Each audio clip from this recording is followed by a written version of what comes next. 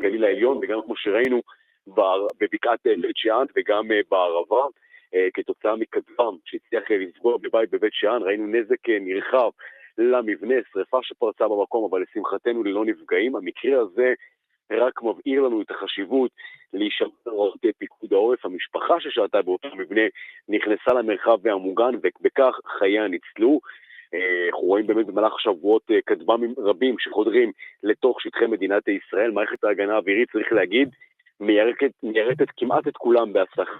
את חלקם אפילו עוד לפני שהם נכנסים לתוך שטחי מדינת ישראל, וזה אירוע שעלול לגרום לנו לשעננות, בגלל שאנחנו רואים באמת שהכטב"מים מיורטים בהצלחה, לעתים אנחנו לוקים באותה שטות ולא נכנסים למרחבים המוגנים. אז במקרה שראינו היום בבוקר בבית שאן, רק מסביר לנו את החשיבות להישמע להוראות פיקוד העורף. אז רק נסכם את מה שקרה בדקות האחרונות. שוב, אזעקות ברמת הגולן בעקבות חזיתה ישראלית, האירוע הזה מסתיים לשמחתנו בהירות מוצלח, וללא נזק או נפגעים. רועי הקשת כתבנו בצפון, תודה רבה. עכשיו אנחנו איתך, נטלי הוויט, כתבת דסק החוץ שלנו. שלום לך, ערב טוב, לילה טוב, יותר נכון. נטלי, אנחנו איתך. כן. אז אנחנו בעצם מדברים על כך שטראמפ כעת בדרכו לבית הלבן, לפגישה של המועצה לביטחון לאומי, שאמור להתחיל ממש בדקות אלה. כאמור, טראמפ נתן דדליין של שבועיים עד שהגיע להחלטה, והוא אפילו מצייץ עושה פוסט ב-Truth Social, שבו הוא מצרף קטע מתוך Fox News, על כך שיקבל את ההחלטה בשבועיים הקרובים, והוא כותב רק הזמן יגיד. זאת גם לאור דיווח ברויטרס לפני כשעה, על כך שבכירים ישראלים אמרו לנציגי ממשל טראמפ, שישראל עלולה לפעול לבדה בספורדו, גם בלי שיפוג תוקפו של השבועיים של טראמפ. אז כך לפי הדברים, אנחנו מחכים לשמוע מטראמפ אחרי הישיבה הזו. כן, אנחנו רואים בעוד איך מדברת נטלי את נשיא ארצות הברית בשידור ישיר, נוחת לא ישיר. טוב, לפני כמה דקות נוחת עם מטוסו Air Force 1, ובדרכו למסוק שיקח אותו למדשאות של הבית הלבן. שם כאמור ייכנס דיון ביטחוני לקראת אולי תקיפה במתקן פורדו. אנחנו מדווחים היום, נטלי, על כך שארצות הברית קידמה 6 חמקנים B2 שעשו את דרכם ממיסורי לאי גואם, ומשם אולי לבסיס דיקו גרסיה, משם אולי הם יתקפו באיראן נגד מתקני הגרעין. נכון, אמל"ח משמעותי מאוד שאולי מסמן על תקיפה אמריקנית שעתידה לבוא, ואולי זה רק טקטיקה שנשיא ארצות הברית משתמש בה כדי ללחוץ על איראן. מה שבטוח זה שאנחנו וכל העולם נושא את עיניו לקראת ההחלטה שטראמפ צפוי לקבל. האם זה יקרה היום, האם זה באמת יקרה בשבועיים הקרובים, זה נדע. כן, והוא פגש היום, נדמה לי, את סטיב בנון, האסטרטג שהיה הכי קרוב לו בכהונה הראשונה, אחד מכוכבי המאגה, Make America Great Again, ולפי סטיב בנון אומר שהמסיבה אולי תטריל בסופש. כן, אז באמת, כמו שאמרת, יש באמת מגוון דעות במאגה, האם להיכנס למלחמה, האם להישאר בנתיב הדיפלומטי. אנחנו שומעים שבאמת מופעלים הרבה לחצים על טראמפ, טראמפ מושפע מכל הסביבה שלו, ולכן אני חושבת שקבלת ההחלטה שלו היא כל כך משמעותית, אבל היא באמת קשה, ושסטיב בנון אומר את הדברים האלה, נשאר לנו רק לטעות מה באמת יקרה בפגישה שמתקיימת כעת בבית הלבן, ומה יצא ממנה. נטלי הוויט, כתבת דסק החוץ שלנו, תודה רבה, לילה טוב ושקט בעיקר שיהיה. תודה רבה, ביי. אנחנו עכשיו עם סגן אלוף במילואים אייל פינקו, מומחה מודיעין, סייבר וביטחון לאומי. לילה טוב לך. לילה טוב. אולי נשאל אותך באמת כמומחה סייבר, האם אנחנו שולטים על הסייבר האיראני כפי שאנחנו שולטים על שמי איראן? תראה, היה שבוע מרתק מאוד בתחום הזה. היו תקיפות סייבר שמיוחסות לחובבנים ישראלים, שבאמצעותם גם השביטו הרבה מאוד אתרים. בנקים, מצד אחד, כן, השביטו את מערכות הסליקה של כרטיסי אשראי, השביטו את הבנק המרכזי, התפרצו לשידורים, ובאמת הרבה מאוד מהומות שהצליחו לייצר באמצעות תקיפות סייבר. אולי גולת הכותרת של העניין הזה, זה תקיפת סייבר על בורסת הקריפטו האיראנית, שבאמצעותם הם מלבינים את כל הכספים, גנבו לאיראנים בתקיפה הזאת 48 מיליארד דולר. כל הדברים האלה גרמו בסך הכל ניתוק כולל של האינטרנט, וכשמסתכלים רגע על גרף השידור של האינטרנט מאיראן, הוא מאוד מאוד חלש, הם השביתו כמעט את כל האינטרנט. נכון, וחסימת האינטרנט יזומה של המשטר, היא נועדה למנוע חדירה שלנו, או פשוט למנוע ארגון של מחאות ברשתות החברתיות? זה גם וגם. מצד אחד הם ספגו נזקים כלכליים קשים מאוד השבוע, בגלל תקיפות סייבר, וגם המחאות שמתחילות לצאת החוצה, לטוויטר, אינסטגרם וכדומה, אז משני הסיבות הללו האינטרנט נסגר. כן. הוא לא כל כך סגור, הוא מעט מאוד משדר החוצה. כן, בשעה זו ממש אנחנו מדברים, אייל, טראמפ מכנס את המועצה הביטחון לאומי, עד כמה הוא קרוב להכרעה לדעתך? תראה, קשה מאוד להבין מה קורה שם, אבל יש הרבה מאוד סימנים מעידים. ממש לפני כ3 שעות, משרד החוץ האמריקאי מפנה את כל הפקידים שלו מהקונסוליה השגרירות בתל אביב, ולא רק בתל אביב, גם בערים אחרות, במדינות אחרות, גם בעיראק וכדומה.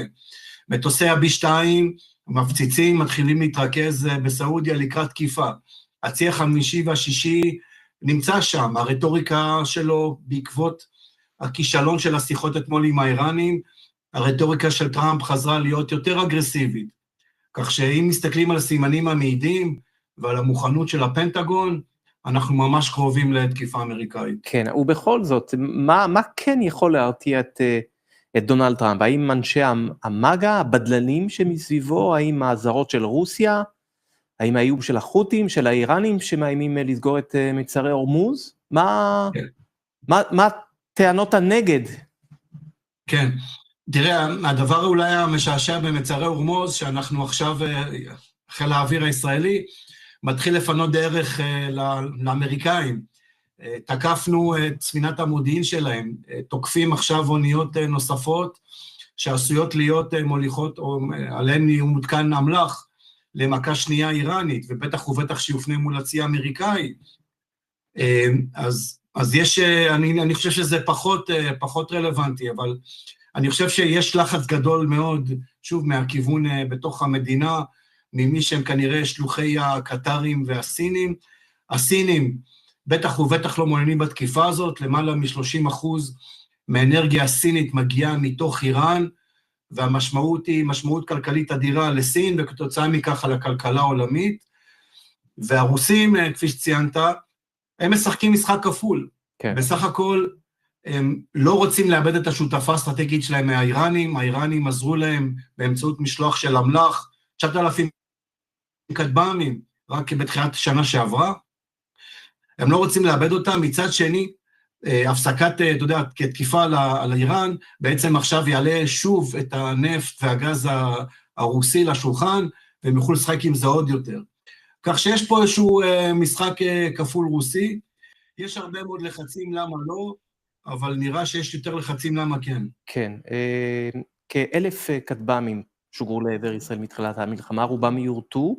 קצת לפני המלחמה פורסם על שימוש מערכת הלייזר כנגד כטב"מים, כטב"מי החיזבאללה. האם אנחנו יודעים אם נעשה בו שימוש גם הפעם? לא פרסמו את העניין הזה, אבל לפחות מה שמפורסם בתקשורת, הוא שלהירות הכטב"מים, השעד 136, זה כטב"ם שנושא עליו 40 קילו חומר נפץ, כטב"ם מתאבד, אז מצד אחד מופעלות אוניות חיל הים שנותנות מעטפת חיצונית, יש מערכות כיפת ברזל לחלק מהן, החלק המשמעותי והגדול של היירוטים בכלל מבוצע על ידי מסוקי אפאצ'י, שמקבלים ציון וטסים למטרה ומורידים אותה. טוב, אייל פינקו, תודה רבה שדיברת איתנו. לילה טוב שיהיה. תודה, לילה טוב. טוב, השבת הזו בסימן המשך חיסול בכירים איראנים, בדגש על כוח חוץ של משמרות המהפכה. אחד המחוסלים היה מאדריכלי טבח ה7 באוקטובר, בהם גם ראש יחידת הכטב"מים החדש, משה שטיינמץ, כתבנו עם הפרטים. חיל האוויר ממשיך לתקוף באיראן בסיסי טילים ומשגרים, מטרות של תוכנית הגרעין וגם מחסל בכירים. צה"ל כולו נערך.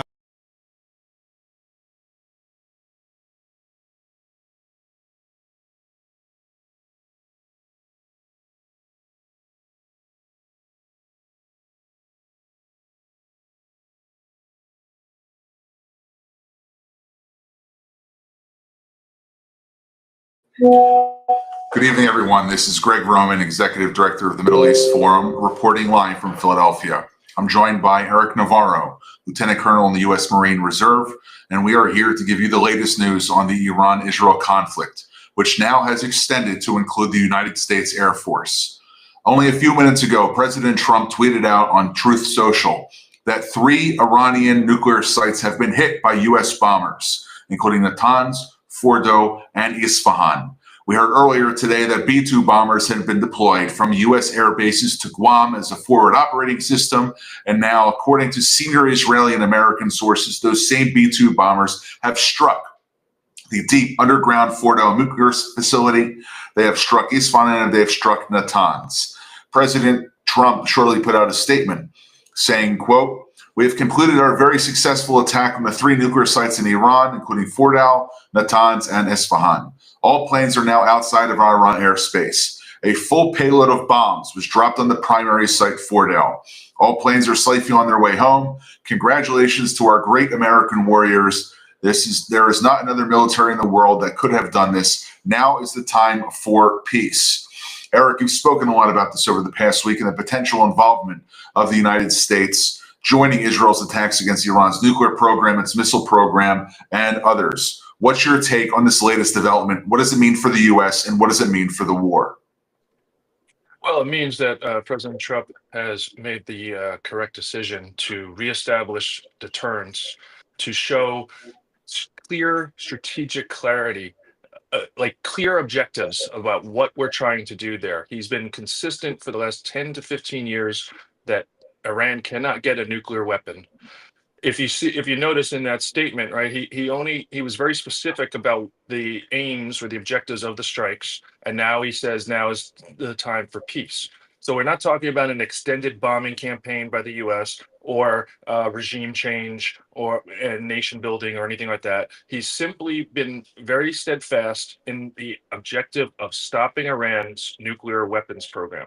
Now I expect maximum pressure on the regime. I also expect him not to handcuff Israel in any way as far as what they have to do, what they feel is in their interests. And then I think he will make a push through another diplomatic push to try to get them to come to the table, to agree to never even try to rebuild their nuclear program. Now, this is not the first time that the United States and Israel have worked against the Iranian nuclear program. We've had in the past the Operation Stuxnet, which was back in 2012, a joint cyber operation. There's been intelligence sharing. But to the best of my knowledge, this is the first time that an offensive joint operation has taken place between Israel and the United States.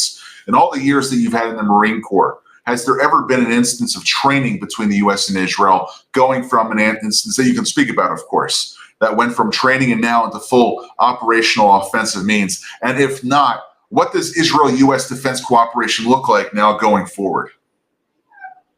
So I know that there's been joint training operations, and there's obviously, it depends on your occupational specialty, whether, I know the intel officers work together extensively. Our intel community and their intel community obviously worked extensively. Operationally, I don't know of any joint attack, maybe special operators, but that's kind of outside my purview. I think going forward with this, I don't want to read too much into this yet, right? It's still unfolding as we watch this. What I think, it's a strategic coupling that the president will always act in America's interest first and foremost, but he will also not limit another country, our ally, working in their own interests at the same time. And where you identify overlap, that's when we will work together. When it has to be in parallel, then it will be in parallel. If it comes into conflict, that's when he and the leader of the other country would have to work things out. Right now, it's in parallel, and then it overlaps on the nuclear program or nuclear weapon program. And so that's why he took this action. I don't expect successive strikes from the U.S. unless it's to re-hit or hit more of the identified nuclear sites. I do expect Israel to continue their campaign until they have fully achieved their aims, which include also stopping or preventing the Houthis and the proxies, Iran leveraging their proxies against them, and any other war-making capability the Iranians may still have.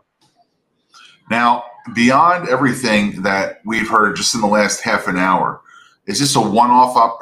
So the president has decided to strike the crown jewel of Iran's nuclear program. Let's say it's a successful strike. Do you see other U.S. strikes, or is just a one-off, let's get rid of their enrichment capabilities rather than doing any cleanup? We'll let that hand with the Israelis. What do you think if you're in the situation room right now? You're briefing the president. What options is he getting? What is he looking for? What decisions does he have to make going on from right now moving forward? Right. So the options are pretty clear. Do you keep this as a one-off? Do you continue and extend a longer bombing campaign and spread it out across any potential nuclear weapons sites? But I think that President Trump will not tip his hand. I think the whole point is he always wants to have in reserve the ability to strike again, or, like I said, go and try to push again for peace or a diplomatic solution. He tries to keep people guessing. If you note, right, and we talked about this this past week, the whole idea of up to 2 weeks more, right, for more discussion. That was his ability. That was a strategic feint, right? So he knew when he was going to. I think he knew when he was going to order the operation, because it takes time to plan and then to execute. And so I think he wants to maintain that strategic nimbleness and not tip his hand right now, with the idea of threatening further action if the Iranians don't come to the table. So we have some images now coming in. This is only pictures. We do not have at this moment video, but we have the first pictures from the results of the B-2 bomber strike on Iran's nuclear facilities. This is Fordo right now. I mean, we're really seeing, if we can describe what Fordo looks like, it is a fortified site with nuclear enrichment facilities about 70 to 80 meters underground. That's about 3 football fields down. Actually, no, it's less than that. It's about 1 football field down if you're thinking about the size of it. About 300-400 feet down. That's where most of the facilities are. What does the massive ordnance penetrator, this bomb, the GBU-57, have in terms of capabilities to be able to take out a site like this? What kind of weaponry, what kind of ammunition is the U.S. going to be doing in this strike?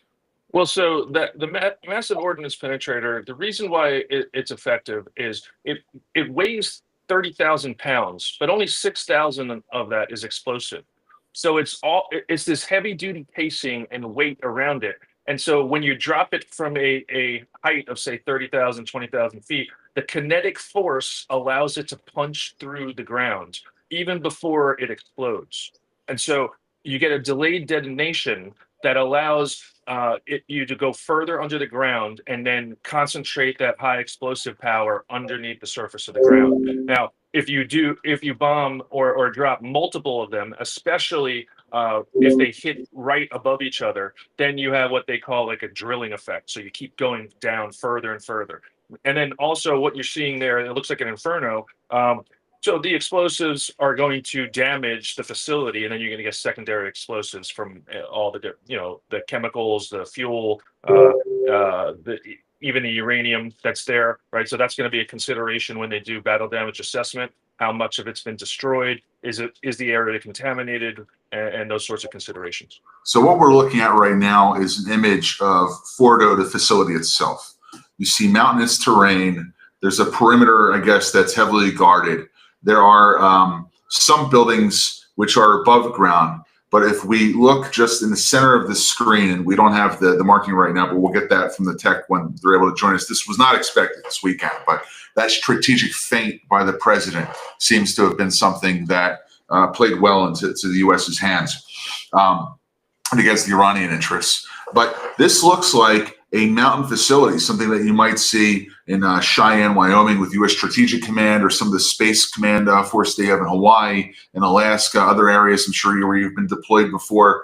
I mean, there's nothing on the top. How is the U.S. going to be able to assess whether it was a successful strike or not? Well, we have a whole array of sensors and intelligence gathering assets. There's even space-based assets that we probably can't talk about. They'll be monitoring the site religiously for the coming days. Don't forget also, the Israelis have some folks on the ground. That's how they were able to successfully, they infiltrated the Iranian borders and were able to successfully launch their initial strikes. So I wouldn't be surprised if there are assets on the ground. I wouldn't want to speak too much more about that, but I believe that there would be people in country. And then you'd also have to monitor the behavior of the Iranians. And so see how they behave in response. I don't mean as far as their retaliation. I mean around the site specifically. How do they act? Do a lot of people go towards it to try to rebuild it or evacuate it? Is it contaminated again, right? So you're going to have assets watching the site for the next 30, 40, 60 days. And then I think that's why earlier I said the president wants the ability, he's going to keep in reserve the ability to strike again, depending on what information and intelligence that's gathered about the state of the site. Now, Len from our viewing audience asks, any worries about radiation from that site? And if yes, what level? Who's in danger? Or other countries potentially exposed from the fallout? What does that look like in terms of the after effect? When you're looking at a battle damage assessment, is there a threat of radiation spreading? All right, so I'm not an expert in this, I have to admit, okay? I'm a Marine on the ground, right? Okay, so, but I do, it's not, there wasn't a fission explosion, right? So it's just about the dirty material, the radioactive material being dispersed. And what that looks like. That would be part of the intelligence gathering and the battle damage assessment. Is you can see where gamma radiation, where contaminated areas are, and how large the diameter of that exposed area or affected area is. Again, also you'd watch the behavior of the Iranians. Are they going into that the bomb radius in contamination suits? Are only a couple people going in? Is anybody coming out? And what is their state? What do they look like? Are they going immediately to the hospital? And then you can monitor that, right? Those would be all clues as to the level and whether to be concerned. I will say, again, this is just my understanding of how it works. It's not, because it's not a nuclear explosion, I don't know if there's a significant risk of radiation being brought or pushed by the wind to the neighboring countries, but that's a little bit outside of my expertise. Well, I think that we also have to comment on what the Israeli reaction to this is going to be. There was a report that came out in the Israeli Evening News, broadcast around 1 p.m. today, Eastern Standard Time, 8 p.m. in Israel, that there was a report of a terse telephone call between Prime Minister Netanyahu, head of Mossad, Defense Minister Israel Katz, and the IDF Chief of Staff Eyal Zamir about their discomfort, their level of anxiety with the U.S. asking for another 2 weeks to strike Iran. And they had suggested in media leaks that they may go it alone. But you see now, for the third or fourth time over this 8-9 day operation, that misinformation and misdirection has been a key pillar of first Israeli strategy and now American strategy in striking the nuclear program. What's the role of this asymmetrical information operation that the U.S. and that Israel was pursuing, and now it looks like the U.S. is cooperating with in terms of keeping the Iranians off guard?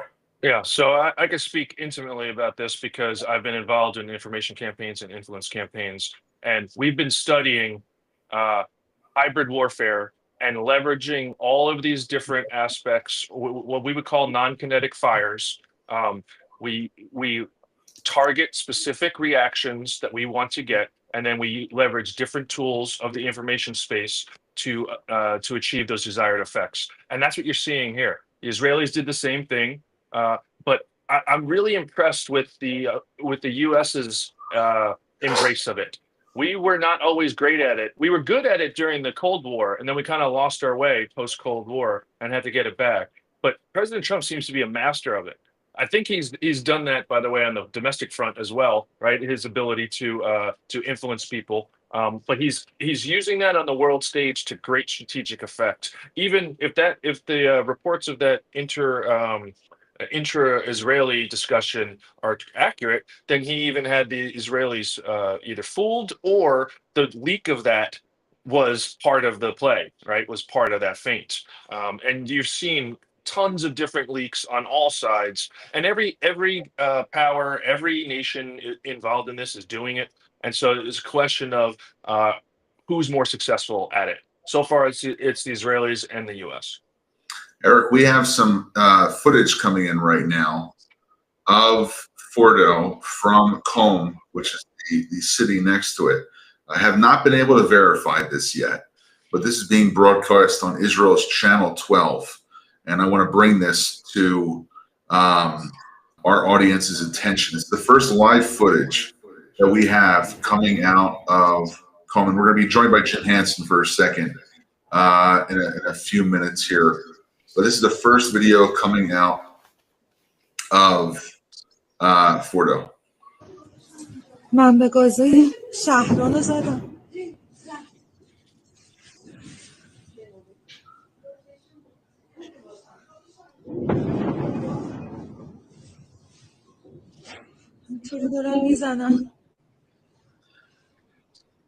I have to tell you, not being an expert in this, but this looks a lot more destructive than the Israeli raids that we've witnessed so far. And it looks as if though that massive ordnance penetrator quite literally lit up a mountain in Iran right now. Again, this is unverified, unconfirmed footage. But if this is the Fordo nuclear facility, it looks like the ground is burning from below. The depths of hell in the Iranian nuclear enrichment facility looking nothing like anything that I've seen in this war so far.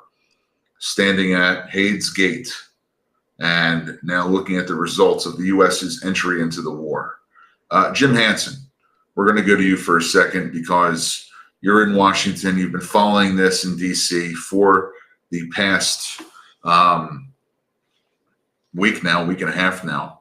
And it's important, I think, to relate to a lot of the things you've been hearing. There's been this big debate going on in the conservative wing, the isolationist wing, the neocon wing, whatever you want to call the Republican Party, but also in the U.S. We'll talk about that in a little bit. Before we get there, what is the significance for U.S. national security policy and for U.S. foreign policy that President Donald J. Trump has now elected to strike Iran? A fantastic precedent for a hybrid between the neocons and the isolationists. And I think those are the two farthest wings of the Republican thinking on this. And in between them are a lot of people who some think we've had too many forever wars and we don't need to get involved in anything. Some think it's better to take care of a problem now rather than deal with it when it gets worse.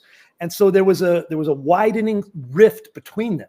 And Donald Trump was trying to walk between those two camps and say, look, we are going to do every single thing we can to solve this problem without resorting to kinetic action and violence. And he did. He held negotiations. They did everything they could. They made offer after offer, and the Iranians spit in his face. And as he told the people who attacked our ICE agents, if you spit, we hit. And when they kept spitting and refused in any meaningful way to engage in negotiations, I don't know if they thought that he wasn't serious. I don't know if they were used to the Obama Biden softness and capitulation, cringing capitulation even, that's not Donald Trump. He says what he means. And he offered them so many chances to do this another way. They said no, and they brought this down upon themselves, like Fordo is now collapsing in on itself. President Trump has decided to strike. We asked Eric about this, but I want to ask for the political reaction. What happens next? The president's in the Situation Room. He does his assessment. Is there going to be more strikes? Is he going to say this is a one-off? What are we looking at in terms of his possible reaction? I think they're going to look at the battle damage assessment to ensure that what we wanted to happen with this strike was enough for the immediate term. And then I think he's going to do what he's been doing all along. He's going to reach out to the Iranians and say, is that enough? Do you guys want this to get worse? We've got worse. We have much, much worse. And I think he's going to say, this is your opportunity again. You're past your last chance. Now you're suing for peace. Before we were negotiating, then we were trying to get to the point where maybe you were going to surrender your nuclear facilities. Now we're talking about the very existence of the Islamic Republic is in play. Now, he's not calling for them to step down. He's not calling for regime change. But it's kind of obvious that if this has to step up to the next level, the entire existence of that regime is in question. So I think this is their chance again, and he'll give it to them because he doesn't want a war. He's not going to have a war. So he will continue to escalate and ask until they either capitulate or they're dead. So we have to speak about the 800-pound gorilla in the room, or the fear has been spoken about, and that is the possibility of Iranian retaliatory attacks.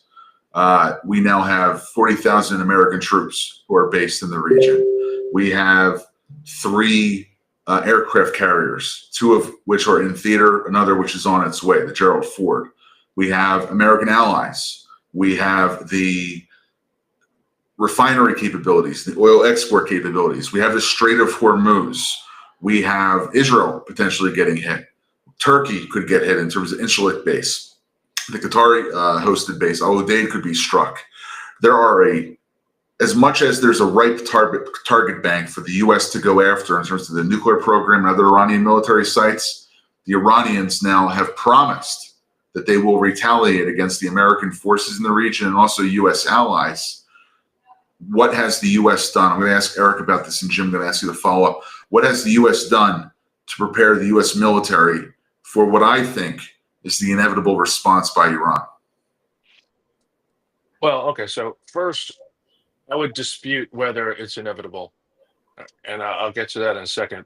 What the steps they've already taken is they've shifted the forces away from certain bases to other bases that make more defensive sense. But they also have moved, as you said, tons of combat power forward. The key goal is to intercept any potential retaliatory strikes. Yes, there's the asymmetrical, there's the terrorist attack types, but you'll note that even the last week, how many attacks have come from any of the proxies? Very minimal. The Houthis have said, exactly, Jim, right? Like nothing except a couple of missiles, right? There haven't even been any significant ground operations or anything like that. Do you know why? Because once you strike at the head, now all the body parts are wondering how are they going to survive? And they're all focused on their own survival. Also note the behavior of the Iranian regime. That we talked about this. They shut down the internet, internal. They keep propagandizing about these surprises that are going to come, and then nothing happens besides a few missiles. There's a report that the Ayatollah has shifted leadership to a 3-person leadership council because he's fearing the rise of fears of assassination are on the rise. They're focused on their own survival because Israel has done such a great job of already demonstrating that they can knock off as many leaders as they need to. And so you keep the pressure on the leadership, and they can't they can't act aggressively towards the U.S. forces, not as aggressively as they warned. Eric, we just, on this topic, we have a new statement coming in here, a statement from the Iranian Islamic Revolutionary Guard Corps, where they've issued a written statement saying the United States must await severe punishment. We will target all American interests in the Middle East. So I'm going to throw it over to Jim for a second here. I mean, they're saying they're going to respond, but does that mean that it's just sort of, virtue signaling or signal casting their response, or can we expect the Iraqi militias to get active, Hezbollah to launch rockets, the Houthis to attack American shipping? What's it going to look like, Jim? We're about to find out how rational the Iranian regime actually is. The question has always been, okay, we know their religion is somewhat of an apocalyptic death cult. They have the whole 12er idea that an Armageddon-like event will bring their Mahdi and they will take over the world. So how deeply invested in that are the remaining folks who have their fingers on the tools of devilry for them? And how willing is that entire regime to try to send their country over the cliff? I don't know. I'd like to believe that there is at some level a desire for survival, at least of the and if not of themselves, they believe in the martyrdom and all that, but of the revolution. The whole idea of the Islamic Republic is to further the revolution from 1979 to its inevitable goal when they control the world. If they destroy it now by fighting too tough with us, they may be in the position where it's smarter, even in their minds, even in the boldness, to go ahead and not shoot it all right now and get turned into smoldering rubble and leave themselves a path to rebuild, and play the long game. Talking about smoldering rubble for a second. We now have the first confirmed video of the use of bunker busting bombs. It looks like this. This would be the first deployment of the massive ordnance penetrator or whatever weaponry is being used by the U.S. on these B-2 bombers of American attack on an enemy target. Let's take a look at this, and maybe we'll even get some sound. I might suggest that you turn down your speakers. I don't know what the result of this is going to be. Oh my God. You can hear the aftershock there in terms, or the shock wave, excuse me, in terms of the actual use of that attack. I mean, that looks, I don't want to say that looks like a tactical nuke, but that's a pretty big bomb that's been launched on Fordo there. I mean, Eric, have you or Jim, you're both U.S. military veterans. I better not call a Marine a guy who's in the Army. Correct. But you're both U.S. military veterans. Eric, you're still on reserves. Jim, you were in Special Forces for 20 years. Have you ever seen anything like that? I haven't seen anything to that scale, but as an engineer officer, we did a lot of demolitions, and we've done some big shots, destroying caches and then being able to see a kind of small mushroom cloud from miles away. So that's what that reminds me of. But obviously that's on a scale that we haven't seen. I just want to say, we talk about the combination of kinetic and non-kinetic fires of influence and information. That video is going to go a long way to establishing deterrence. Everyone is going to see that, especially the key ones, China and Russia and any other adversary, right? And they could see the capabilities that the U.S. brings to the fight and the power we have when we combine those technical capabilities and military capabilities with the resolve and will that President Trump has shown.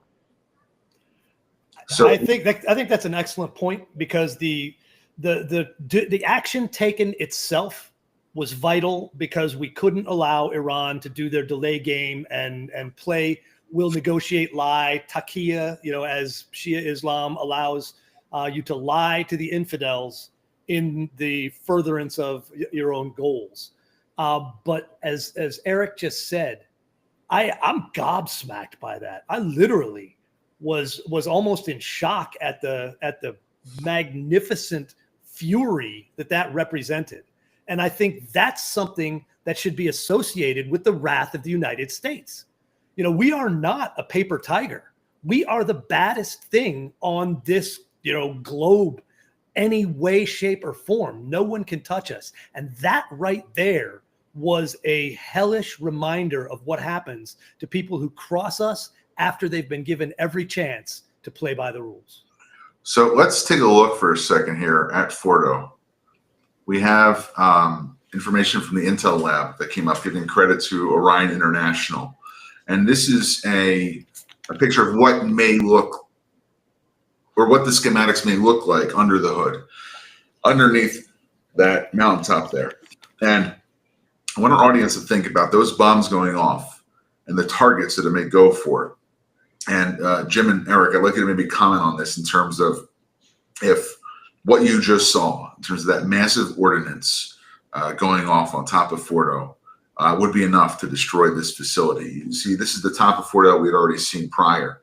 And as they go into the mountain, you have the two entrances on the south and the southwest corner there, with the enrichment facilities packed into the mountain next to the uranium fluoride 6, the enriched direction, the IR1 centrifuges, backup power supply not coming from outside of Fordo, but actually from within the generators there, the different areas in terms of what they need, a very narrow strip in terms of the separation from the entrances all the way in. And if we are probably going to be able to get one of our OSINT analysts, open source intelligence analysts, on this broadcast in a little bit, and he'll talk about the exact pinpoint location of where those bombs hit. But there's been some other effects associated with these kind of bombs, where it's not just the explosives which cause damage, but it's the force, the lack of oxygen that comes. We spoke about this, I think, on Thursday, in terms of what the other secondary explosions, the secondary effects. But from just my uneducated guess here, it looks like that enrichment facility is gone. What is your take in terms of viewing the plant itself and then superimposing it with your thought of watching those bombs going off in terms of what the future of Fordo might mean? I think the future of Fordo is a exploratory mining operation to see what is left under all that nuclear dust and rubble. I don't know how anything survives the multiple explosions, you know, at that depth, shaking all of it apart. You can build as hard as you want, but something like that, when it shakes the whole mountain, I don't know how anything inside there maintains any structural integrity, and certainly not any operational capability. Right. Well, I would also add, like, if they collapse the mountain on top of it, then I don't think that site can be rebuilt. They'd have to build a facility at another location. What's the possibility that Iran, as much as there was this surreptitious clandestine activity, this misdirection that the U.S. and Israel used to strike Fordo, Natanz, Isfahan, what if there's a fourth Iranian enrichment facility? So there was a story that came out in The Economist this morning about Israel's dossier that it had put together, revealing new intelligence in terms of the fast-track decision that the Ayatollah and senior IRGC commanders and members of the Iranian nuclear program had made in order to make the decision on weaponizing their nuclear program, or creating a weaponized element to it. But they also revealed that there were some sites that had not been previously reported to the West. There was new information. David Albright commented on this on all the Saturday morning talk shows this morning about what he thought was surprising from this.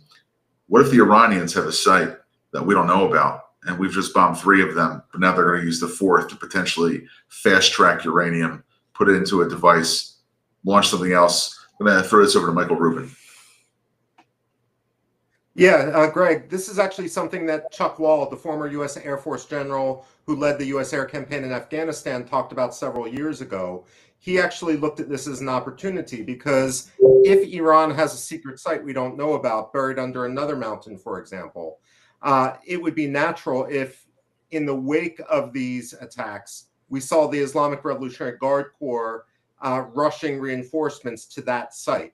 And so now what we're going to be doing militarily and in terms of imagery, intelligence, and so forth, is looking to do battle assessments, damage assessments, despite what Donald Trump has tweeted, to actually do close analysis. But we're also going to be looking at other sites that we may not know exist, simply based on where the Islamic Revolutionary Guard Corps is now deploying. Michael, you've been following this not just for the last 8 or 9 days. This has been a large part of your career, looking at the Iranian nuclear program, the regime. You've spent time living in the country. We just showed a live broadcast of the after effects of this, a shockwave hitting Qom and the residential areas farther down from Fordo. What are the Iranian people now saying that the U.S. has entered the war? Well, the fact that, first of all, the Iranian people aren't going to speak with a single voice. However, what is important, number one, is that the United States didn't cause too many civilian casualties, collateral damage, from what we understand. That's important. Second of all, the fact that the United States is acting decisively is something that will factor into Iranian assessments of the United States, whether they like us or dislike us in any particular action. They are going, the more hardline elements are going to start to respect us more. In effect, deterrence is back. That's a big statement. Does Jim disagree? I'm looking at that. No, I was actually shaking my head in agreement. I don't know which direction it was going. I think that's an excellent point, because, and we said this right before you came on, that just that fireball above that mountain should be replacing the USS, Ronald Reagan, 90,000 tons of diplomacy as our message of deterrence to planet Earth. You do not want this in your bad actions. And I think, I don't think they have a fourth site, because I don't think there's any way they could have built it and operated it over the years it would have taken to build and done that without the satellites or the Israelis figuring it out. So I don't think that's happened. I think what they might have is uranium and the ability to make a dirty bomb. They've got 60% uranium. We know they've got piles of that. That's bad if you explode that over a populated area. So actually, Jim, that's what I was going. Go ahead, Michael.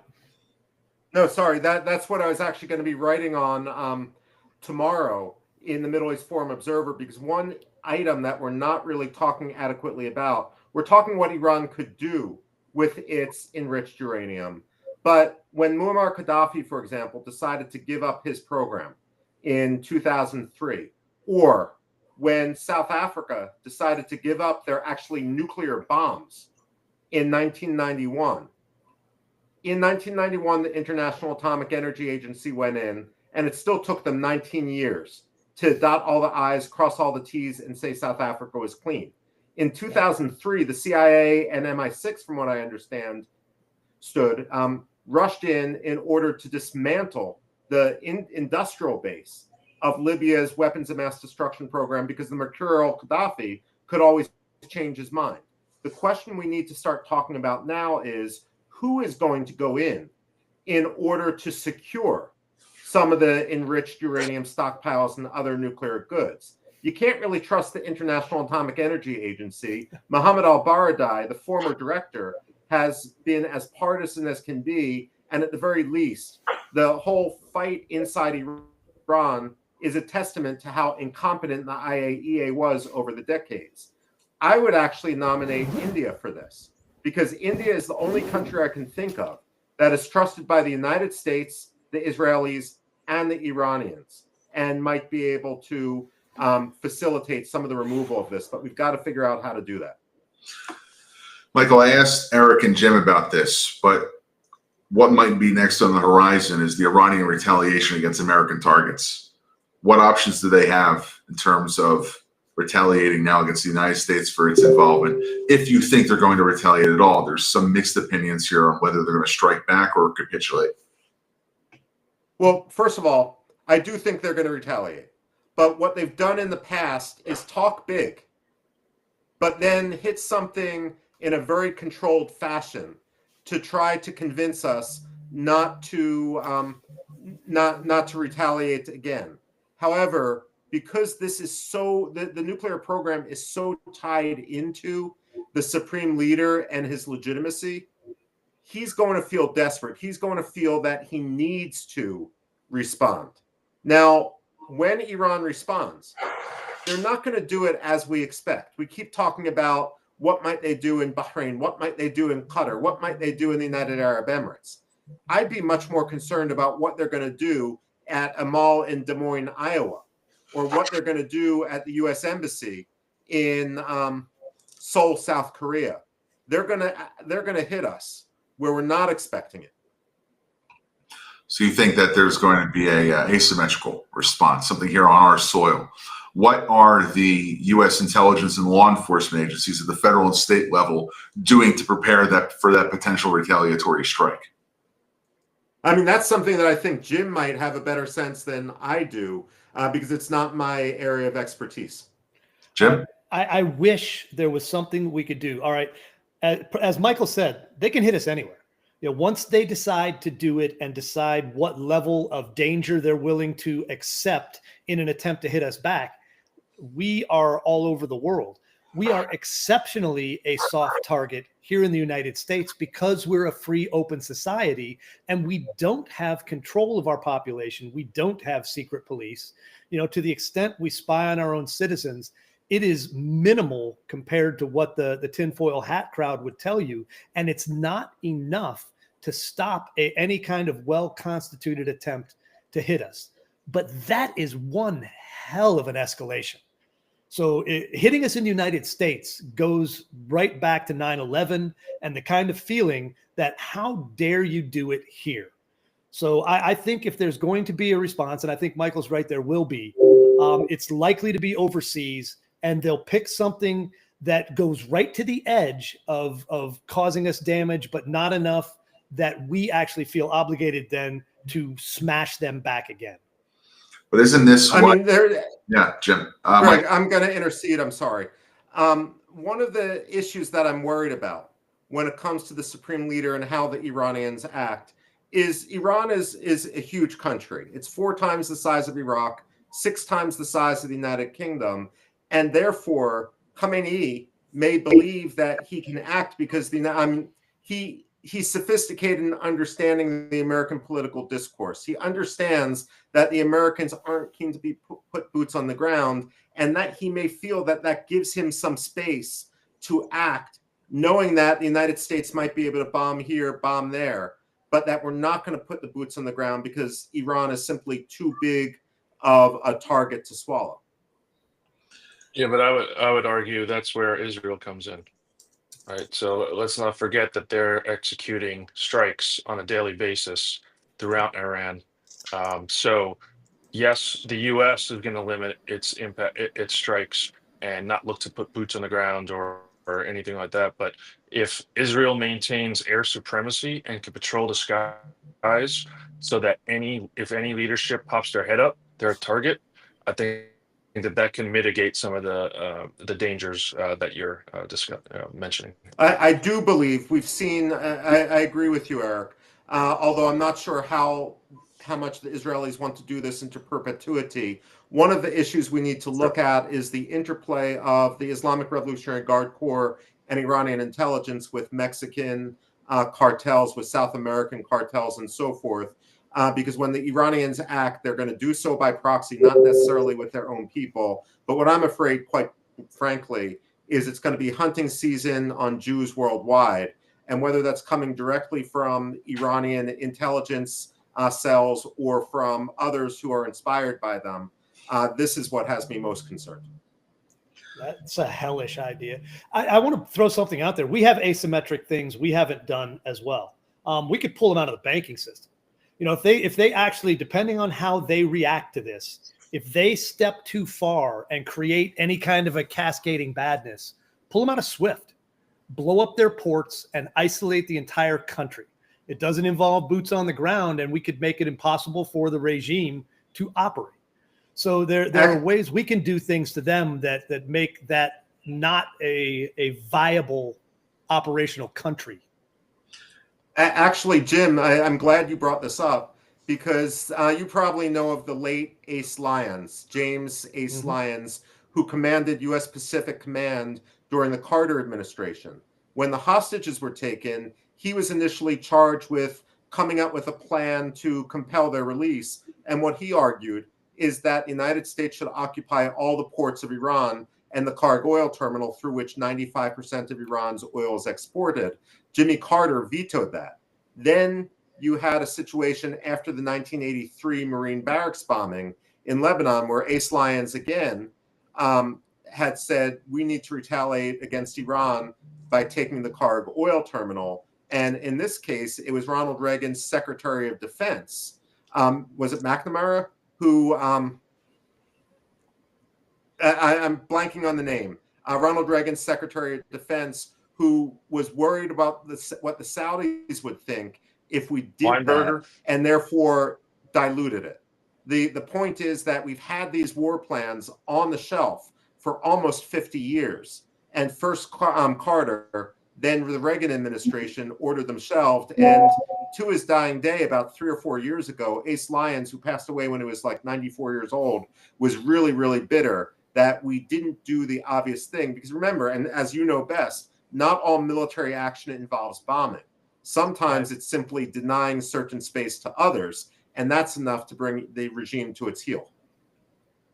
So there's been a warning from some of those who have argued against the strikes, especially those on the woke right, that this will lead to World War III. The U.S. is now involved itself. We're speaking about the potential Iranian retaliation and then increasing our level of attacks. Are they correct in their statements? What do you say in response to their warnings that they've given on social media and podcasts, and also trying really to fear-monger the American public into trying to be against this intervention? Start with Jim. Very briefly, actually, before going to Jim, if they were correct every time they warned about World War III, we'd actually be at World War 57 by now. I think that's accurate. The thing about it is, who's on Iran's side? You can't have I guess we could have a world war, everybody against Iran. I haven't seen anybody back their play, not even their proxies. So if they can't even get the terror groups that they're paying for to fight on their side, Putin told them to pound sand. The Chinese have been noticeably quiet. You know, I think this is a great chance for our good friends, the Europeans, to show they're actually useful. Since we're now in a new phase of this, and it's not talking about it, it's what do we do to contain this? Why don't you guys do something? Why don't you get together and come up with some out-of-the-box thinking that doesn't involve kinetic operations, that puts maximum beyond, what's the step beyond maximum pressure? Trump's hyperbole leaves me unable to escalate with that. But I think there's an element of, let's bring all of these transnational organizations and other people who have been sniping from the sidelines into play and try to contain this by means other than another, giant fireball. So we have reports right now that the video we had shown before, that's why we said it's unverified and unconfirmed, was actually an Israeli strike on an ammunition depot in northwestern Syria. So I'm sorry to give you the bad news. That's unfortunate. It's all right. Look, you can imagine that's symbolic of the kind of damage. But it was very important for me to tell our listeners and our viewers that every time we're showing some sort of an example of a video, it has to be verified. We can show it just as something which is present on social media, but we're always going to make sure that we say it's unconfirmed or unverified. Until we get that, we'll demonstrate it, but we'll also make sure that we correct ourselves if we get to the point where it's, I don't want to call it a deep fake, but being shared and not accurate when it's later corrected later on. Michael, go ahead. I'm going to need to get off briefly, but I wanted to push, and then I'll get back on, Greg. But I want to push back a little hard on Jim on his last comment. You can't ungeld a gelded pony. And one of the things I worry about when it comes to the Europeans is what we saw in Afghanistan and to some extent Iraq, where they weren't willing to put their assets and basically buy in, but then they wanted to dominate the aftermath and dilute it in a way which was contrary to our missions in a way, at the very least, which tied our hands, and I'd argue in some cases got Americans killed. For example, when in Iraq they demanded that in order to help with reconstruction and everything like that, we would have to define ourselves legally as the occupying power. And that, of course, pumped wind into the sails by justifying all the insurgent rhetoric.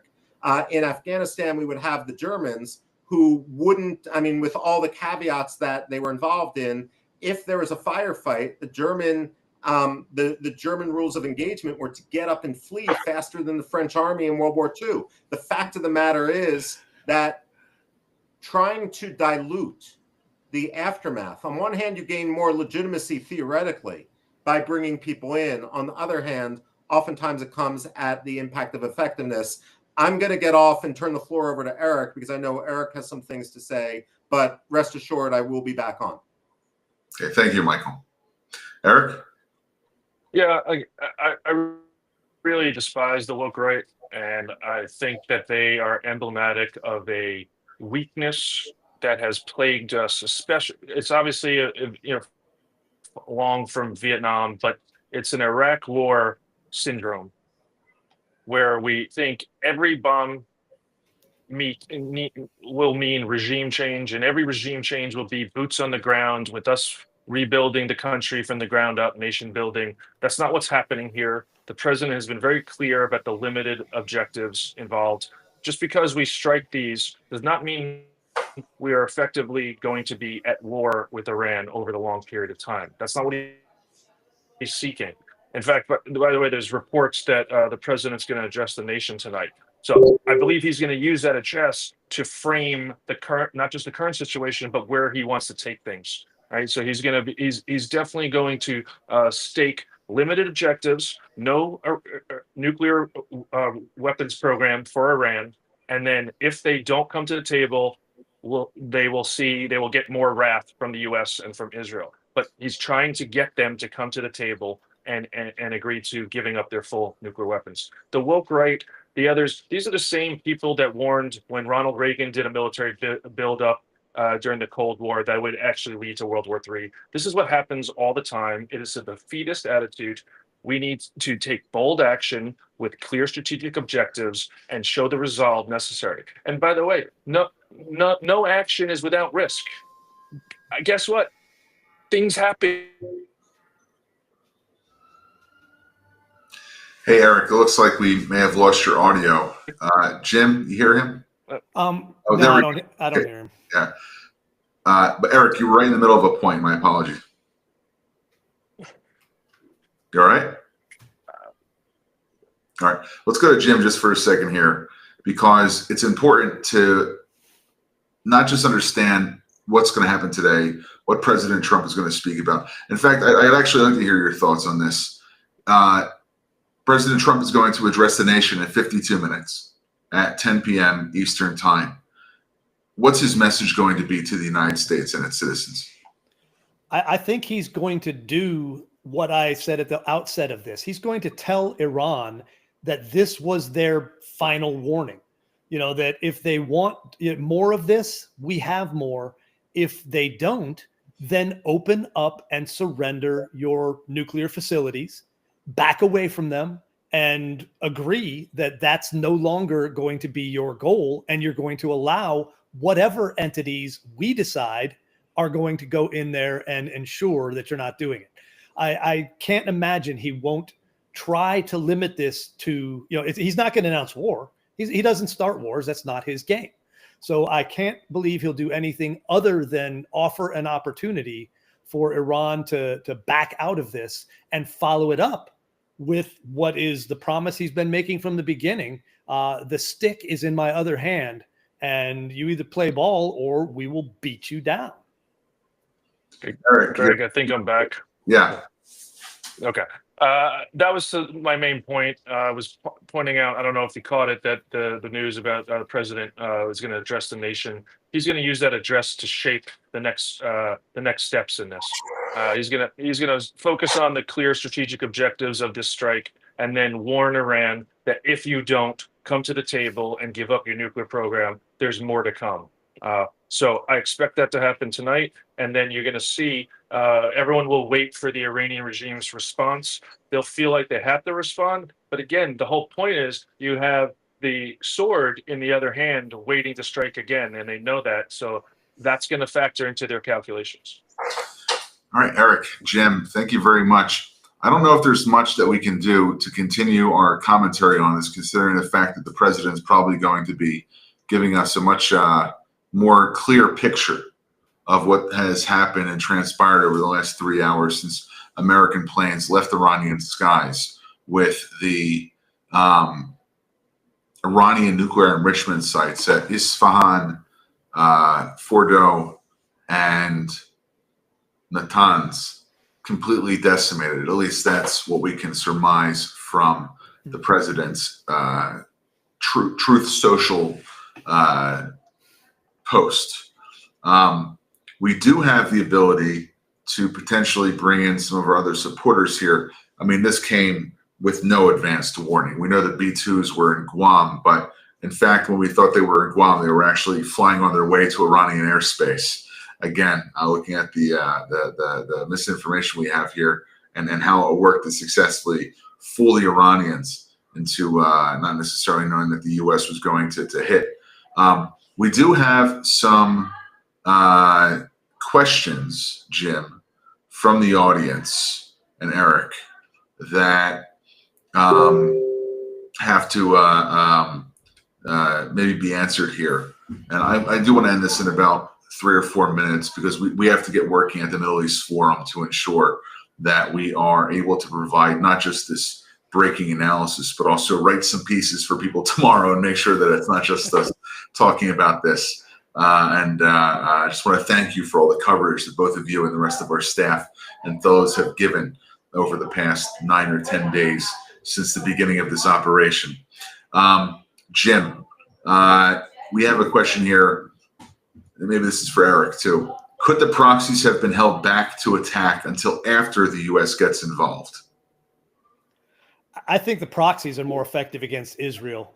Yes, they could hit us. Obviously, Hezbollah has, on multiple occasions, made considerable damage and killed large numbers of our troops. So they could be. I think there's a problem there. I think beheading the leadership of the IRGC and probably the Quds Force as well left them without good command and control, and those guys don't seem to be operating on their own volition. Eric, there's a comment here from Linda. What was Eric going to say? It depends. There's lots of things going through my head, right? I think I was commenting about the woke right. I think I'm particularly disgusted by them and their commentary. I think it weakens us. I think they have no understanding of national security interests and national security strategy.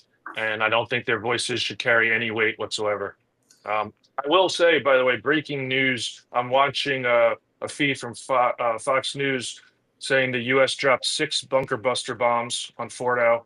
Also, that the U.S. used cruise missiles as well, which is the first I'm seeing, and that's reported on Fox News too. So I don't know if those cruise missiles were used directly on the sites or on the defenses of those sites to clear the path and kind of ensure that there are no retaliations against the bombers or any other U.S. forces in the area. But that's new to me. So I think this really makes the point that we need to take some time to analyze what really happened with this strike. We're going to have another broadcast.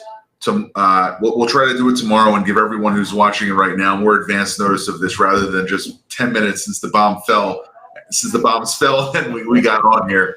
But again, thanks to the staff's flexibility on a Saturday evening. But in all seriousness, we'll see if there's any more questions that we have here from the group. Linda comments, and I do want to share this on the screen so everybody can see this. There you go. Thanks, Eric. You're the man. Coming in from Linda. Thank you, Linda. No, not at all. There you go. But we'll see if we have any other thing here because I just want to make sure we answer everybody who did query us. And that's it. So now it's 9:15 p.m. Eastern Time. President Trump will be making a speech to the nation at 10 p.m. Our time. 9 p.m. Central, 8 p.m. Mountain, 7 p.m. Pacific time. I want to thank Eric Navarro and Jim Hansen. Eric, our Director of Military and Strategic Programs. Jim Hansen, Chief Editor of the Middle East Forum. Myself, Greg Romans, Executive Director. Thank you to our entire staff. Thank you for all of our viewers for joining. And we'll have that announcement for when we'll be broadcasting tomorrow as soon as possible. When we are able to get our analysts together, our staff on a conference call, we'll try to put that out tomorrow. Thank you all, and have a good night.